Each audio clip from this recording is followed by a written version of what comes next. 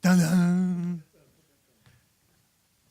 Bom, gente, quem era para começar era o Eduardo, mas ele está demorando, então começa.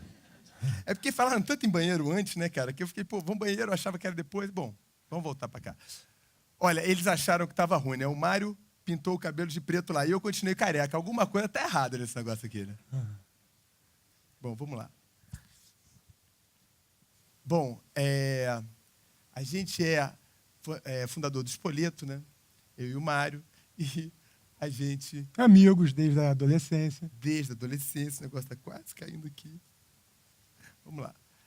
E a gente nos chamar aqui para contar histórias que inspiram sucesso. E sucesso sempre foi uma palavra, né, Mário? Palavra que a gente nunca gostou. Nunca gostou. Palavra efêmera, palavra que sempre entrou quadrada na nossa cabeça. Então, mas a gente está aqui para contar histórias de sucesso. Então, vamos lá. A nossa história começou no Guilhermina, em 92. A gente abriu um restaurante no Leblon, uma casa rosa, toda fúcsia. E a história começou um pouquinho antes. A gente era amigo desde os 15 anos de idade. Somos os melhores amigos desde os 15 anos de idade. E a gente também... eu estudei hotelaria, eu tive a oportunidade de estudar hotelaria na Suíça. Quando eu voltei para o Brasil, eu fui trabalhar no Hotel Intercontinental. Trabalhei na parte de alimentos e bebidas do hotel. E eu tive uma ideia que era chamar o Mário para ser dono de restaurante, né? Porque eu trabalhava com Alfredo de Roma e outros restaurantes lá do hotel e achava que o hotel era muito caro para fazer um hotel. Eu sempre quis... Naquela época não existia empreendedor, né? Tinha coisa de ser dono do seu negócio. E eu queria ser dono, então, de um restaurante. Aí chamei o Mário para ser dono de restaurante. Ele gostou da ideia. A gente começou a procurar ponto pelo Rio de Janeiro. E aí a gente achou um ponto, que era um ponto que a gente frequentava antes, que era legal e tal. Aí a gente, chamou um arquiteto que a gente gostava. E aí a gente fez uma casa linda, rosa. Na inauguração ficou cheia. Na verdade, a gente nem fez a inauguração. A gente abriu as portas, encheu de gente. Naquela época a gente tinha 24, 25 anos. Não era normal ter gente assim na época de restaurante. Hoje ser chefe de cozinha está na moda, mas na época não existia muito isso. E aí a gente abriu um outro restaurante chamado Bartolomeu, um outro Guilhermina, e a coisa foi, e aí foi o maior sucesso. Essa é a palavra-chave para eu entrar. Sucesso. Não foi bem assim. O que acontece foi o seguinte, eu já vim empreendendo, eu sempre sonhei em ter meu próprio negócio. Naquela época, enfim, não tinha essa coisa de empreender, você falava, eu vou ser dono do meu próprio negócio. E sempre tive isso muito claro na minha cabeça. E eu já vim empreendendo, tendo algumas coisas, algumas atividades, a sociedade em algumas empresas. Quando o Eduardo me liga e fala, Mário, vamos montar um restaurante? Eu falei, mas não monto restaurante mesmo. Não tenho a menor chance de entrar para sócio restaurante. Isso fazem 20 anos. E aí, um ano depois, eu vendi um negócio que eu tinha, liguei para o Eduardo. Eduardo, e aquela história de montar restaurante? Ainda está de pé? Ele falou, olha, eu tentei, falei com um outro e tal, mas a coisa não andou muito. Eu falei, então vamos fazer o seguinte, sábado agora, a gente pega o carro e vai procurar ponto pela Zona Sul Carioca. E aí, sábado, assim foi. Saímos batendo de porta em porta, lanchonete, açougue, padaria. Você quer vender o ponto? Não quer? Fomos chotados e tal. O pessoal não... Até que a gente chegou para um manobrista de um restaurante que a gente gostava, na época. Falei, vem cá, a proprietária está aí? Ele falou, tá. Você chama ela, mas quem quer falar? Não, são dois rapazes que querem comprar o restaurante dela. Aí ela chegou com essa cara zangada assim. Ele falou assim, mas vem cá, quem disse que eu quero vender meu restaurante? Não, a gente não sabe se a senhora quer vender, a gente quer comprar. Bom, no dia seguinte ela trouxe o marido dela, bingo, comprado o restaurante. Acho que foi a primeira vez que alguém comprou um ponto sem saber a menor ideia do que ia fazer. A gente foi, Eduardo ainda trabalhava no Intercontinental, e a partir daí a gente começou a desenvolver o modelo de negócio, o conceito, e nessa época era a coisa dos cafés, um misto de bar com restaurante, e a gente começou a trabalhar por aí, até que o Eduardo foi para a Europa fazer o último trabalho que ele tinha com o hotel que ele trabalhava, e eu estava sem arquiteto, estava sem empreiteiro, estava sem nada, não tinha a menor ideia como começar, peguei meu carro, sábado à noite fui pelos restaurantes do Rio de Janeiro que eu achava bonitos, batia, perguntava quem era o dono, daí cheguei no Mistura Fina, na Lagoa, que era, enfim, na época, super bacana, e perguntei, quem é o dono? É aqui o Roberto Zaccario, que hoje é nosso amigo. Vem cá, quem fez esse projeto? Foi uma chamada Terça e tal. Bom, fomos lá fazer o projeto com a Terça. O que acontece é o seguinte, o negócio, ela era uma arquiteta que era muito boa de visual, mas ruim de detalhamento. E detalhamento a gente não tinha a menor ideia do que era também. Claro que a obra ficou super atrasada, o cronograma físico-financeiro explodiu todo. Eu teve um dia que eu tive uma insônia, sentei do outro lado da rua, assim, saí de madrugada de casa, sentei do outro lado da rua, assim, olhando o restaurante, falei, meu Deus, onde é que eu meti meu dinheiro? E aí, quando tudo estava muito ruim, ainda tudo pode ficar sempre pior, o Eduardo me liga e fala, lembra o chefe de cozinha que ia comigo no Intercontinental? Não vai. Ficou retido aqui, o Intercontinental segurou. Ele amarelou. Ele não vai. Aí, a gente começou a procurar numa série de lugares, falar com todo mundo que a gente conhecia, perguntando por chefe de cozinha, por alguém que tivesse experiência. Até que meu sogro falou, olha, esse cara trabalhou no meu hotel, muito bom, foi embora, não lembro bem porquê, está aqui o telefone dele, Alexandre. Ligamos, mandamos carta, fizemos tudo, o cara não respondia. Pegamos o carro novamente, fomos para o subúrbio carioca, lá, um dia de calor. Chegamos numa vila, saímos, batemos de porta em porta. Quando abre, aí fala, o Alexandre, por favor, Alexandre. O Alexandre é na casa 3 ali. A gente bateu, por favor, o Alexandre. Aí sai o Alexandre, um cabelo enorme, a unha toda mal feita, uma barriga enorme. A gente se olhou e falou assim, fudeu. Não vai abrir o restaurante. Ia abrir o restaurante 2 semanas, não tinha a menor não possibilidade. Para nossa surpresa, o Alexandre, no dia seguinte, apareceu impecável, já com propostas de cardápio. A gente viu logo no primeiro momento que ele era um cara muito especial, porque quando ele convidou a gente para entrar na casa dele, sabe aquela casa já vi tudo, que você chega e já vi tudo? Quarto, copa, cozinha, está tudo lá. Mas era tudo, já vi tudo, mas todo organizado. Ele começou a tirar matéria de revista. Ele tinha trabalhado com o Lohan, que eu acho que é chefe aqui em São Paulo ainda, que era no Rio, chefe francês famoso. Ele era o braço direito do Lohan durante anos. Então tinha foto, a gente viu no meio do Já Vi Tudo, no subúrbio do Rio de Janeiro. Realmente impressionante. O som tudo limpinho, tudo organizado. Se esse cara aparecer, realmente vai ser Aí a gente incrível. falou, bom, nossos problemas terminaram. Aí fomos para a inauguração do Guilhermino. Essa inauguração de sucesso que ele fala foi uma loucura. Primeiro dia, a casa cabiam 120 pessoas, deu mais de 300, fila na porta, gente saindo sem pagar, os amigos revoltados, uma caixa de gordura entupiu, eu cheguei na copa, o copeiro estava com a mão numa salamandra, que é um negócio que gratina, e com a calça, ia tudo cheio de água aqui. Ele, seu Mário, eu vou morrer eletrocutado, eu vou morrer. Eu falei, meu Deus, esse cara vai morrer. Peguei o extintor, tirei a camisa e enfiei o extintor na caixa de gordura, desentupiu tudo, saí com aquele cheiro maravilhoso no salão lotado. Vocês terem ideia, o Eduardo foi abduzido na cozinha, ele era cabeludo, quando ele voltou 2 meses depois, ele já estava careca. Aí mentira, foram 3 meses. Mas falando sério, ele não saiu da cozinha nos 2 primeiros meses. O carpaccio demorava alguma coisa em torno de... O carpaccio normalmente demora a volta de 30 segundos para preparar. Está tudo pronto, tudo pronto. No caso, nosso restaurante demorava quase 1 hora. Era mais ou menos isso. Estava tudo pronto, mas para ficar pronto demorava 1 hora. Ele está falando que 10 minutos, ainda tem 10 anos de vida, 10 minutos vai ser um problema. Mas aí os amigos, o caixa engargalava, os amigos jogavam cheque em branco e vamos embora. Opa, tá vindo tudo para cá. Aí, a partir daí, a gente começou a crescer. E aí a gente cresceu desordenadamente. A gente costuma dizer que esse período da nossa vida foi o nosso grande MBA. A gente aprendeu tudo que a gente deve fazer e principalmente o que a gente não deve fazer na construção de uma empresa. Então a gente começou a crescer por oportunidade, por explosão, sem planejamento, contratando as pessoas de modo equivocado. A gente criou uma empresa de retaguarda chamada Retaguarda. Ela sofria de macrocefalia administrativa, ela ficou pesada. A gente cuidava do jeito... era um baixinho, careca, com nariz grande e de óculos, que era um outro sócio que a gente tinha também. A gente andava pelos restaurantes, a gente foi abrindo restaurante, Guilhermina isso, Guilhermina aquilo, Bartolomeu, Sasso. A gente só não teve carrocinha de pipoca e de cachorro-quente. O resto no setor a gente fez de tudo. Empresa de buffet. Só que não tinha sinergia, não tinha planejamento. As contas começaram a, obviamente, não fechar. Do ponto de vista operacional, as coisas iam bem. Quando você colocava o overhead, custo financeiro, ia tudo embora. Não sobrava para pagar investimento, enfim, para nada. Aí, nessa época, a gente já desesperados, assim, o caixa apertado, as operações estranguladas, Eu, particularmente, já não aguentava mais trabalhar com restaurante. Imagina, eu gosto de pegar onda, gosto do dia, sempre acordei cedo, dormi cedo. Eu saindo do restaurante 3 horas da manhã, 2h30 da manhã, aturando bêbado. Nunca foi a minha vocação.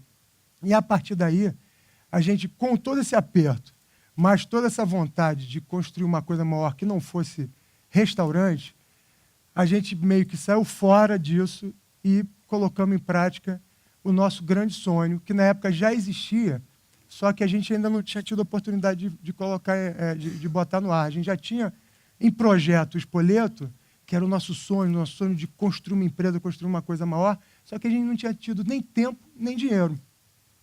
E aí, um belo dia, eu estou lá na tesouraria da empresa que eu chamava de caixa, de cadeira elétrica, que era aquela coisa, paga, não paga, paga, não paga. Tinha muito mais contas a pagar do que contas a receber. E eu recebo uma filipeta de um seminário de franquia. Falei, caramba, eu vou nesse seminário de franquia. Fui no seminário de franquia, foi no escritório da Daneman, um super escritório de advocacia no Rio de Janeiro. Fui nesse seminário, fiz essa imersão e, na saída, tinha um anúncio de uma feira de franquia da ABF no Intercontinental, onde o Eduardo tinha trabalhado. Falei, caramba, as coisas estão conspirando. Vamos lá. Dei um cheque, calção e comprei um stand. Cheguei no estação, que nessa época a gente já estava full trabalhando dentro dos restaurantes, a gente já não tinha mais escritório, a gente fez na época, o downsizing, né? Acabamos com todo o overhead, caímos para dentro dos restaurantes. Aí eu cheguei e falei, Eduardo, entramos numa feira de franquia. E aí foi. Aí a gente fez um stand na raça, gastamos, em 1998, R$2.000. Tinha filme, tinha filipeta, tinha recepcionista, tinha tudo, era bonitinho. E aí, era o Pavarotti cantando. E aí, nesse momento, a gente vendeu 2 franquias. O Spoleto, ele nasceu da mistura de todos os nossos erros e acertos até então, e ele nasceu focado para crescimento acelerado. Uma proposta simples, levando qualidade de atendimento e comida de refeição de qualidade para um ambiente rápido, de refeições rápidas. E aí vendemos 2 franquias, a coisa começou a crescer, a gente vendeu ou fechou os outros restaurantes que a gente tinha, a gente focou no crescimento do Spoleto, fomos construindo, conquistando, e aí veio o sucesso. É sucesso, sempre vê sucesso. Na verdade, a história não é bem essa, não. Deixa ele falar, mas não é isso, não. Na verdade, ele chegou para mim, aí chegou assim, nessa época ele estava lá na caixa preta lá do Pagar, eu ficava fazendo picanha, só que picanha era o que o cliente queria. Eu tinha que vender linguiça contra filé, que era mais barato, era comida a quilo e tal, que era o grande restaurante do que a gente estava. E aí a gente ficava naquela pressão, e aí tinha a cadeira elétrica que ele falava, que na verdade que a gente nunca tinha dinheiro para pagar, e a gente falou, não, então vamos pagar todo dia, na sexta-feira, aí junta todo mundo, a gente ia sempre correr atrás, estava sempre atrás, nunca tinha dinheiro para fazer nada, ou seja, uma verdadeira corda, todo dia tinha isso, a gente tinha que acordar buscando dinheiro para pagar o nosso aluguel de casa atrasado, não só do negócio, estava tudo realmente um caos muito grande. E aí ele veio com essa ideia de franquia, né? Eu falei, franquia, nem pensar, imagina, está todo arrebentado aqui, como é que a gente vai fazer? A gente consegue focar mais nada, a gente vai afundar. Ele falou, na verdade, a gente não vai afundar, não. Sabe, tá vendo aquela água ali? Eu falei, mas que água? Não, que eu vou secar. Não, água não, cara. Nosso negócio é um Titanic, o Spoleto é os botes salva-vidas, e a gente vai afundar junto. Vai todo mundo embora, a gente não vai ter mais salvação. Aí, né, caiu a ficha, né? Eu falei, caramba, cara, estamos realmente afundando não sei o quê, então vamos fazer o quê? Vamos fazer o Spoleto, tu vira o marinheiro. Que é o quê? Tu fica aqui nesse negócio, deixa entrar o mínimo de água possível. A gente perdia naquela época $50 mil por mês. E a gente falou, não, vamos pelo menos perder só isso, que a gente vai tentar dar um jeito de fazer essa feira de franquia e tal, e você me encontra lá na feira de franquia. E a gente foi. Bom, o resultado disso, de lá para cá, hoje são 253 lojas no Brasil, são 23 lojas no México, 2 na Espanha, a gente acabou de assinar na Costa Rica.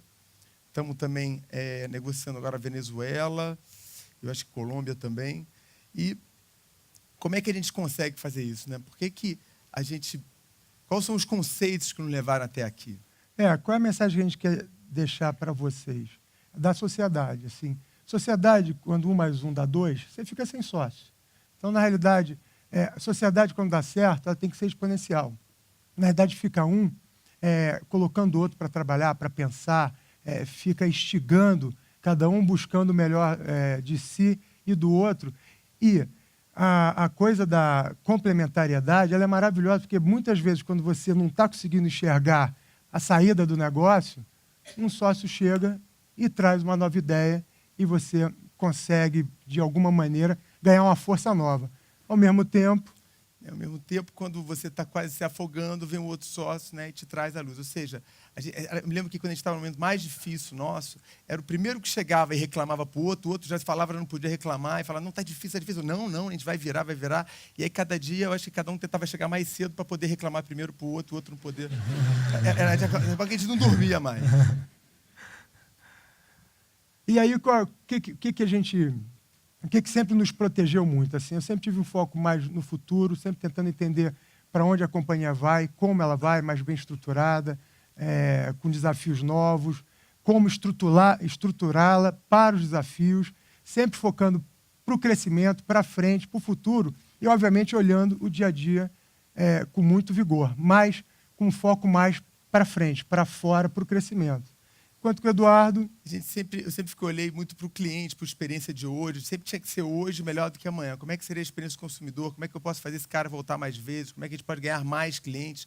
Então, a gente sempre aprendeu um do outro, mas a gente sempre sabendo, ou seja, um é melhor na parte do hoje contra o ontem e o outro é o hoje contra o amanhã. Então, a gente sempre teve muito com foco. Mas esse foco, né, Mário, às vezes não foi realmente assim, né?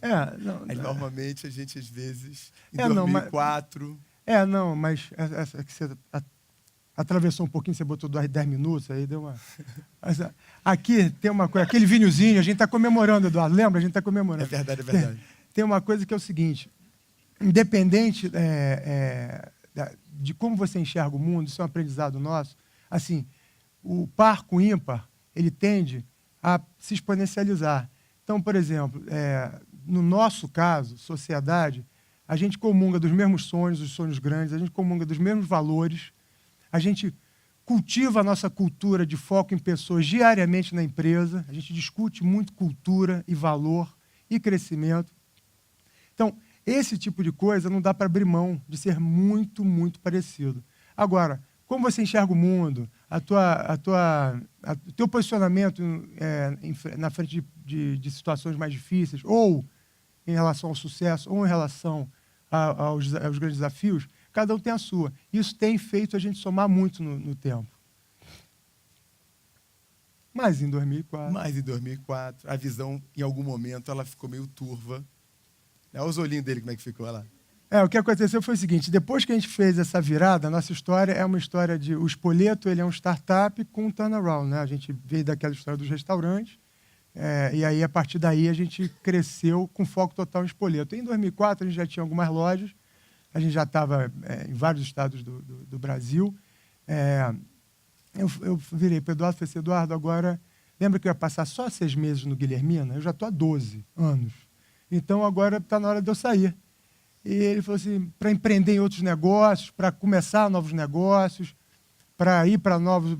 enfim, construir e conquistar novos horizontes. Aí ele virou para mim e falou assim, mas por que você vai fazer isso? A gente tem 12 anos de estrada, uma curva de aprendizado enorme, já erramos para caramba, já acertamos para caramba. Por que não fazer isso dentro do nosso negócio? Eu falei, mas é óbvio, né? É óbvio. O que ele falou para mim naquele momento era a coisa mais óbvia do mundo. Mas eu não estava enxergando. E foi a partir daí que a gente começou a transcender a coisa de ter um conceito e uma marca que, enfim, para conquistar o Brasil e, quem sabe, o mundo, que é o nosso sonho grande. Mas, a partir daí, a gente começou a construir uma plataforma de food service com fábrica, distribuidora, e novas marcas vieram para essa plataforma, como Domino's e Cone.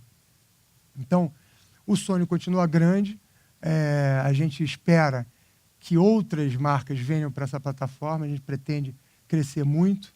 Enfim, Marcelo é uma inspiração, 1.700 lojas, a gente tem 350 lojas hoje ao todo, em todas as marcas. Enfim, e o que a gente quer deixar de recado aqui para vocês é que uma sociedade bem feita, com uma pessoa que, na maioria das vezes, você acha que, quando você está começando, que tem uma pessoa que pensa igual a você, é o que soma, é o que dá menos trabalho. Na realidade, não. Se você tem valores, se você tem sonhos compartilhados, o foco, a postura em relação às questões do dia a dia da vida, quanto mais diferente, se forem inteligentes, melhor. Então, E é a essa a gente também mensagem. tenta trazer isso também, não só para a gente, para a nossa sociedade, mas também para toda empresa, para toda equipe, para todo mundo que a gente tenta montar, para cada área, que realmente a galera realmente seja complementar, mas não complementar no que eles sabem ou não sabem fazer, tendo realmente os sentimentos, a emoção, a maneira de enxergar o mundo complementar. Acho que isso, para a gente, pelo menos foi o que deu muito certo para a gente. A gente continua os melhores amigos. Né? Que essa é a melhor Eu parte. sou padrinho da filha dele, ele é padrinho da minha filha. E hoje olha nós que é temos... filho recente. E hoje nós temos... É recente, não é de 10 anos atrás, não. Não é de 10 anos atrás, não, é de agora. Agora tem 3 aninhos. Fiz aquele voto confirmando. E hoje a gente tem 12 sócios, que são os PGFs, é o Programa Minhoca da Fortuna, que a gente tem, que é a entrada de novos sócios da empresa, que comungam e compartilham dessa cultura e desses valores diariamente com a gente, mas não necessariamente pensam igual a gente no dia a dia. Essa é uma parte da nossa história. A gente espera daqui a 20 anos estar contando muito mais história para vocês. E para acabar, né, gente, não podia ser diferente. Já que tínhamos propaganda do alho, toda vez que forem comer, que é todo dia, gasolina, uma vez por semana. Por favor. Olha lá, ó. Temos Domino's, Condes, principalmente em São Paulo. Peçam Domino's, melhor pizza do mundo, depois das paulistas, mas é a melhor entrega em São Paulo. Em casa. Em casa é a melhor. Valeu, gente. Obrigado. Obrigado.